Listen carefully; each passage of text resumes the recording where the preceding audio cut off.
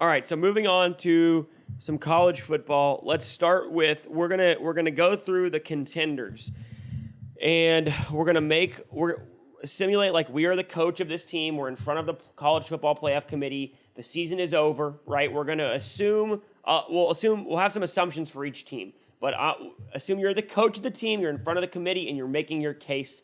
We'll start with Texas. I'll start with Texas, and I'll go first. Okay, so I'm Steve Sarkisian. I'm in front of the College Football Playoff Committee, and here is my argument for my team to make the playoffs. All right, so number one, obviously, we challenged ourselves in the non-conference. We went and played the number 3 team at the time. You could argue it's the best win in college football. We went into Tuscaloosa, Alabama, where no one else has won in over a decade, and we not only beat them, we beat them by double digits. That should be the number one factor among anything else. If there is a one-loss team, how do you disregard that game? That alone should be enough. Taking the fact that we won 3 games with a backup quarterback, we've beaten multiple ranked teams, including Kansas and Kansas State. One of those teams, Kansas State, with our backup quarterback. We just are coming off the most dominant performance of the season where we won by 50 points against Texas Tech to close at the Big 12. We've won the Big 12 title game. We dominated Oklahoma State. We have a better strength of schedule than Oregon, right? We beat Alabama head-to-head regardless if they win.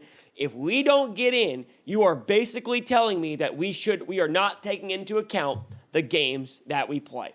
The game against Alabama did not matter. Didn't matter that we went into Tuscaloosa and beat the Tide. And that is the most ridiculous thing. If you leave Texas out, you're setting a very, very dangerous precedent in the NCAA. That's my case for the Texas Longhorns. That one's going to be hard to follow. You've been saving that one up for weeks. I have been saving that one for a long time. Who do you want to start with here? I'll do Alabama. Okay, Alabama. Okay, say Alabama beats. It's the only way they get in is to beat Georgia. So assumption is Alabama beats Georgia. Okay, yeah. Early in the season, we lost to a good Texas team at home, but those games in September don't mean as much as these games do in November. All right, that's what Nick Saban, me, Coach Saban, is going to say to the committee. We win the SEC championship game against Georgia, who's the number 1 team in the country. We have the head-to-head against Georgia. You're still going to probably try to put Georgia in the playoff. There's zero way you can keep us out of the playoff after just beating them head-to-head. That win means way more than Texas beating us back in September. Not to mention, you don't think very much of Texas, but you still have them ranked behind Oregon, who lost at Washington. Right. So if we win this game, we did win the game, I guess, which is SEC championship, but you have to put us in the playoff. And honestly, going back to just talking about this, if Alabama beats Georgia, they're going to get in the playoff. Probably. Which is crazy because it took them a 4th and 30 on you bring 3 guys and And I mean, I don't know how long ago Saban sold his soul, but unreal. I mean, just one-on-one, and the guy makes a play in the corner of the end zone. It's so funny to me how you're right. If Alabama wins, I would say there's a 99% chance they get in. And if you look at it, if Texas, all the knock on Texas as well, they had these close losses. Well, they just played a Auburn team that lost to New Mexico State the week before and needed a Hail Mary to win. And you're gonna completely disregard that game if they beat Georgia. That's the ridiculous thing to me. It would cause a lot of controversy if you have Alabama beat Georgia and Texas gets left out and Alabama gets in. That's gonna cause a big controversy. It could be an absolute cluster. I mean, I think that. I just don't. If Alabama wins, I don't see how they leave them out. Right? I don't think they're. Really what they should do is they should punish Georgia and get them out because they played such a weak schedule. Let's come back to this in a second real quick because we're going to do our full college football scenario. I'm going to give you scenarios, and I want you to break the whole thing down. Okay. Real quick, I'm going to go Florida State real quick, and then you do what? Why you should be you do Florida State, and then I don't. I mean, I guess I could kind of do Ohio State. Just be like, do Ohio State. Okay, so here's my argument for Florida State. Assuming Florida State wins out. Okay, look, I understand we've lost our quarterback for the season, right? Jordan Travis, Heisman contender, and now we've got a guy who's been a career backup. You cannot punish these kids for having their quarterback injured. You gave us a schedule at the beginning of the year. We're a Power 5 team.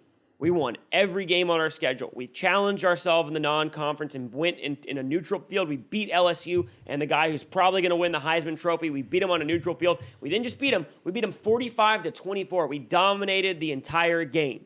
So we dominated a non-conference schedule. We went into our conference and we won every game, including the last 2 games. We won at our rival with our backup, and then we went and won in the ACC title against a good Louisville team, albeit they have 2 losses, but we beat a good Louisville team on a neutral field. So we went with our backup quarterback and no time to prepare. We went and beat 2 solid teams in 2 tough environments. So you can't tell us we're not going to be competitive in the playoffs. And nonetheless, if you look at everything else, this would be the first time in college football history that an undefeated Power 5 team was left out of the playoffs. We are the ACC title. We won the ACC title. We're the ACC champs. We're undefeated. We're 13-0. Doesn't matter who our quarterback is. You cannot leave us out of the playoffs. Think about it this way. If Tate Rodemaker was our quarterback at the beginning of the year and we went undefeated, would we be in the playoffs? And the answer is yes, we 100% would. You cannot punish these kids for that. We deserve to be in the playoffs. That's my argument for Florida State. Florida State, yeah. Do I believe it? Do I believe it? Here, I'll say one thing, just in terms of like my opinion.